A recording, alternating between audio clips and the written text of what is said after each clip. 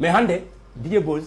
e gam goddo kalna mami ni kono bay ko télé ngom mi mami wada dum lancer fuladu na accu waggol jahase artiste jibi ok na be accu sai fuladu no parce que anandi hande faram bida fuladu no accu jahase mais ça veut dire ko fuladu du woni hobe non non anati réseaux sociaux anda be parce que al télé alari vidéo ji di ha anga anda hatta dum do ko jahasugol parce que hande comme na mbiyana tipse e ndongo dara ka en liggodanno hande be jayi ha be liggodani Allah haadini hakkude amende mais hori fori wonde goro haala jam hakkude mabbe mana minen kedorobe minde hande ko nyaagimi ndongo bay kan woni mawdo kan woni mawdo kan wonno mawdo lappongo yandi hayso mo liggodani e tipse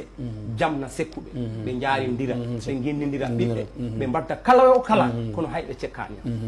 parce que min dables dini la dables do weli welde do min giwdi kono hande dini mayde bammakko nde mi sikku min idi ton yottade kala ko watte galle mabbe min ittoron yottade ala ko watte galle mabbe mi yottora ko yakkani hakkunde amen haydara parce que ko showbiz woni musique woni mais c'est ça mais kambe on yandi nabe concentre buuba no bandi andi ko comme ko tele gonde be nama seeda kadia hanki dum kandumi e live ammu sa hala ye artiste ko sabo